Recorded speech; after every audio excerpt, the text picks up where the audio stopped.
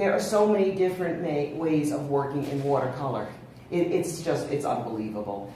There's Andrew Wyatt's way with a lot of dry brush, wet on wet, wet on dry, layering, glazing. I mean, you go on and on. Lois and Colleen did a great job when you look at the watercolors they have put in the show. There's such a variety of work back there. What I've done before any of you even got here is, if you notice, my palette looks kind of glistening in this. And that's because I hydrated my colors beforehand. I keep telling my students to not use little dabs of color like people find on the little dot candies. You need color. You're making a painting, you know. So these are all tube colors that I use that I squeeze out into the palette and then rehydrate with water. And it's really good for traveling around like this. I've had this poor palette now for, I think, almost 18, 19 years. It's beginning to crack. This is called a Stephen Quiller palette. I took a workshop with Stephen, took a couple of them way back when. And once I took my first workshop with him, it totally changed the way I looked at color. And that happened in all the mediums I work in. I have almost all transparent and glowing kind of colors on this palette, if you notice. There's almost no earth colors at all. And one of the earth colors I have is raw sienna instead of yellow ochre. Yellow ochre is a very opaque pigment. Raw sienna is very transparent, so it mixes better. And the other one I have, just because I happen to love it, and I don't care if Stephen Quiller didn't like it, is burnt sienna. And I love that color, and I'm not getting rid of it anywhere. So anyway, these are well hydrated, and what I'm doing for this first demonstration is working with saving a lot of the white of the paper. So I don't even have any pencil marks down on here. I do have kind of a little drawing in front of me maybe. And what I'm doing is I'm dampening the upper portion of this, and I'm going to be working kind of wet into wet and also showing the scraping and stuff. Again, it's not as bad as when I'm talking historically. So we're going to, anyway, little ultramarine mixed with burnt sienna. And I'm just going to kind of scrub in, lay in a little bit of a snowy background here. And this is really going to be a very simple.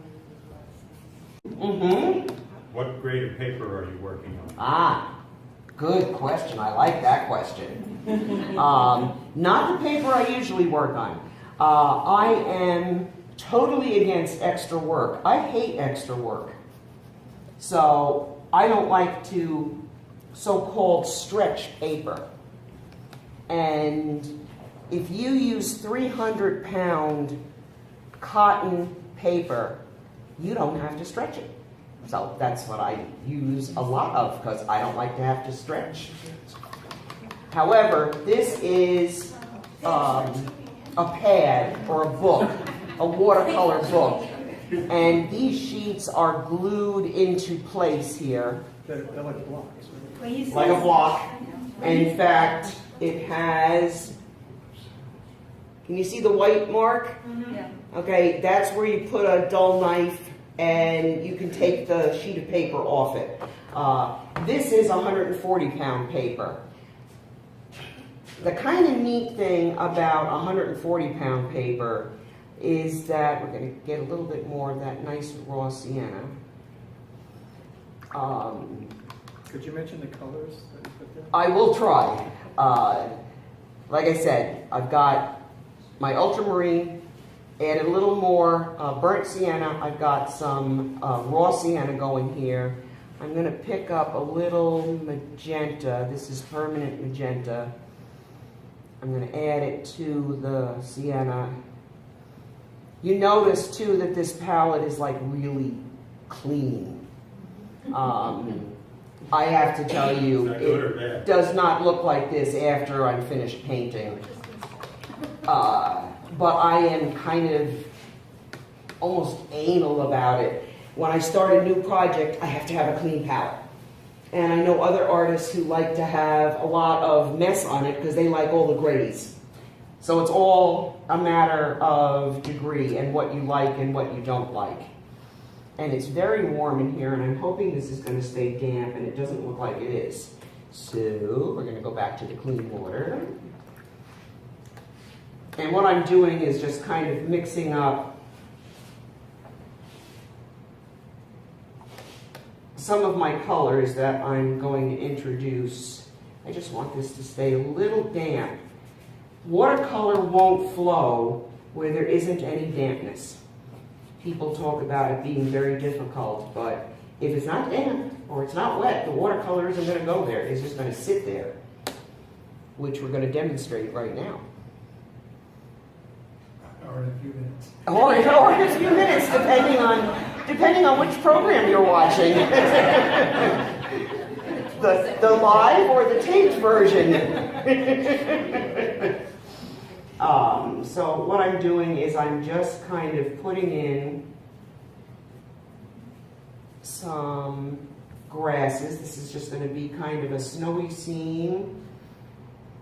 And as you can see, when I pull it up into the damp, that's when it starts to move. On the dry paper, it's just sitting there behaving itself.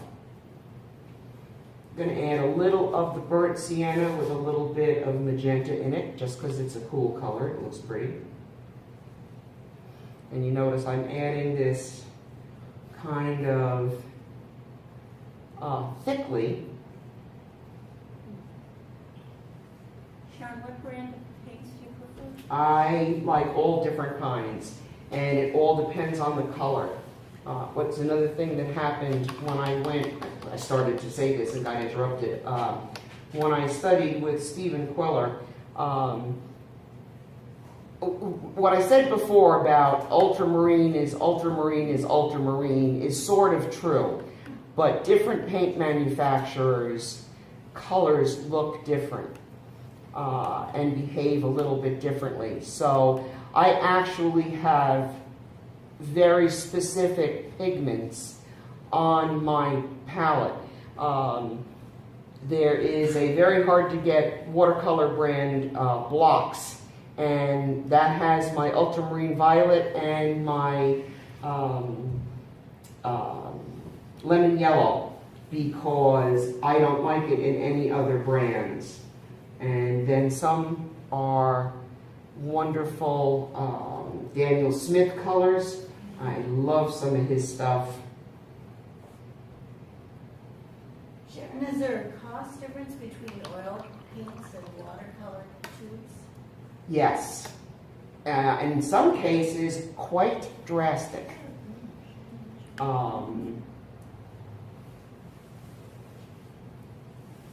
Usually the watercolor tubes aren't as large as the oil.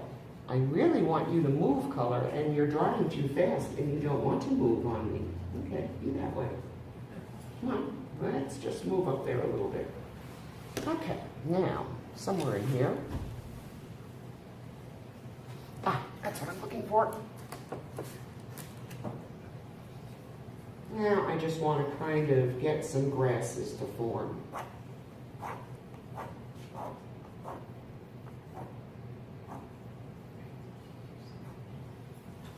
Now I'm just sort of scraping out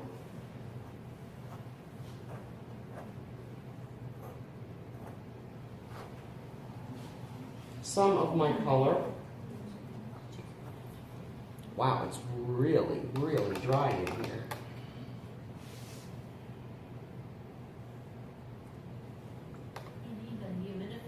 Yeah. You know, it's funny, but believe it or not, when I work en plein air or on site, I really like to do that in oils. I hate doing it in watercolor because depending on the humidity level, it can really give you fits in watercolor. I mean, I've been out west. I'm sure some of you, if you've ever traveled out there, you've taken a piece of bread out of a bag and it's dry. I mean, can you imagine how watercolor works like that? It doesn't work very well. So we don't have to move to Arizona. No. Nope. Nope. I told you, Alaska. That's what I want.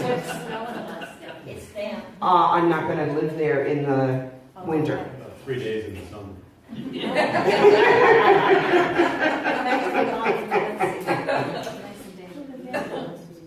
Speaking of hydration, when you sit to hydrate the palette before you start it, what does that entail? Just spraying it with water so that it begins to soften up. So that when I go to pick up the color with my brush, I'm picking up pigment and not just tinted water. You know, when you look here, I've got deep, rich color here. It's not just tinted water. Do you spray it and wait so long? Yeah, usually I'll spray it, I'll throw the cover back on it. And depending, I mean, if I work on this palette almost every day, it doesn't dry out very much.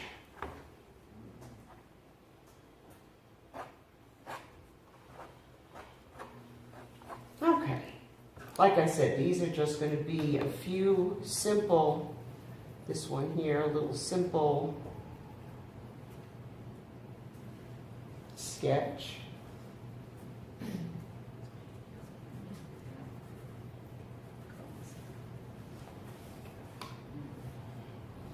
I just want some clean water to move some of that shadow around a little bit.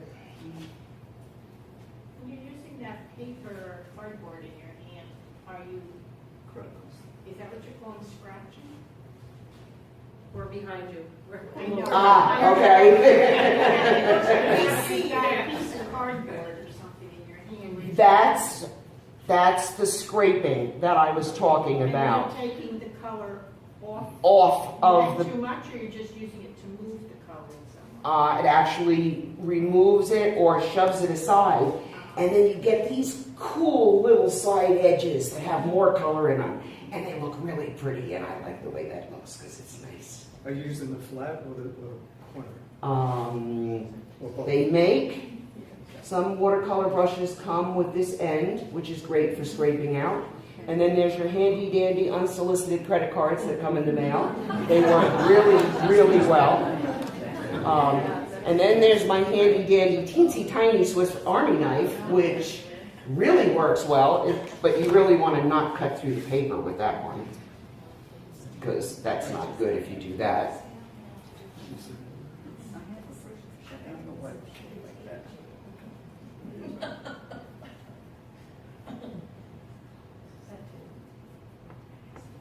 And again, I can adjust the intensity of the color by dabbing it, which is why I always have this icky wet rag in my hand when I'm working.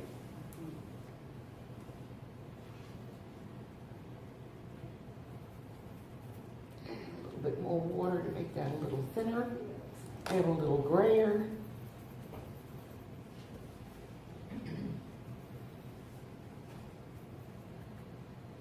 So it's really important to have lots of color, wet color.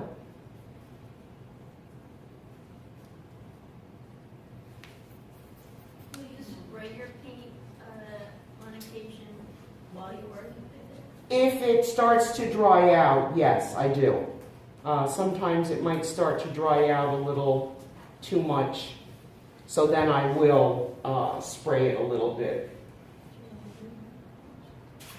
Do you always tape all four margins?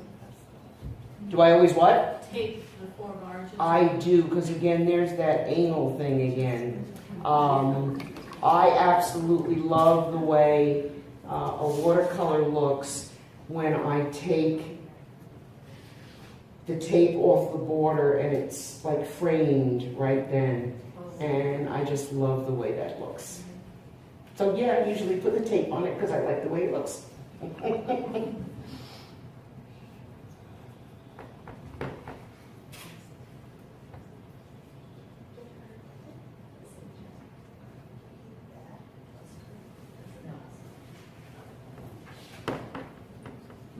And since some of these shadows are back there, that's why I dabbed them so that they would go towards the back a little. Also, I always keep a scrap piece of paper handy. I keep trying to talk my students into doing this and they won't listen. Because this way I can test my color and also remember what's on my brush. Because sometimes I'll end up with several different brushes in my hand and I will forget what color is in them. And see where that's, I don't know if you can see it that fast because of the time delay, but I get these nice dry grasses here, but where I put it into the damp shadow, it just kind of blends and smooths and flows, and that's what makes watercolor so really, really cool.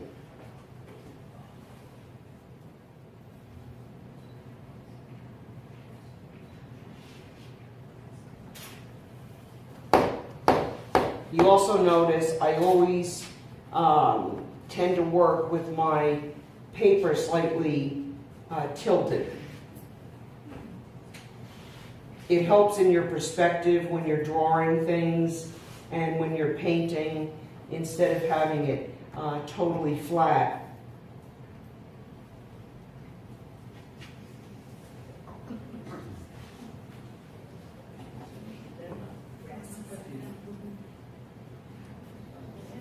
We need that to jump a little bit.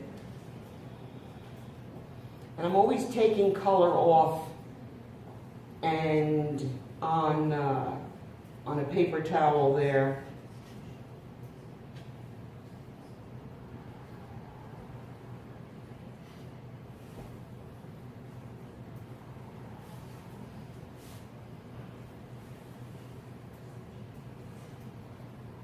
And again, just very simple, leaving a lot of the white of the paper, just indicating a few little shapes here for the snow. And we're going to come in, now that we've got all of that done, and we're just going to add a little bit of snow shadows around. Just because that's really, really white paper, and I want some of it white, but not all of it.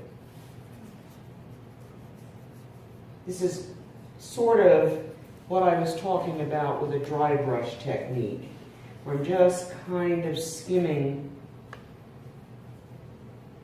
over the surface of the paper. This is what's called cold press paper, which is a slightly textured paper. And it'll pick up those little bits of color very nicely. The other type is a hot press, which is literally paper that's been heated and smoothed. I want a little bit more shadow in those grasses before I say this is done. So I want a little more dark.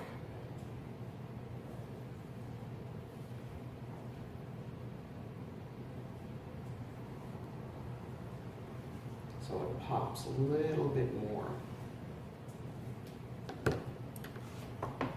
Do you ever use a resist? Yes, in fact, on my next demo, I have a mask on it.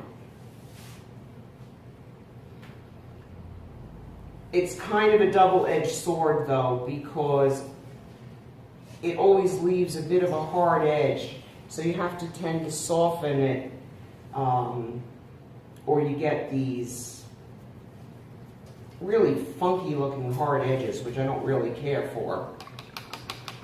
So I try to use it as little as possible, really.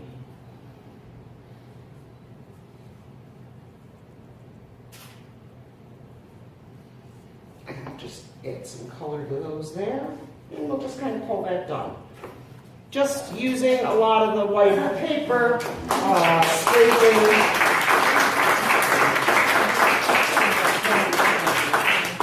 Using a lot of those different techniques, wet, wet into wet, wet and dry, and you can just see how it all... Sharon, do you want me to?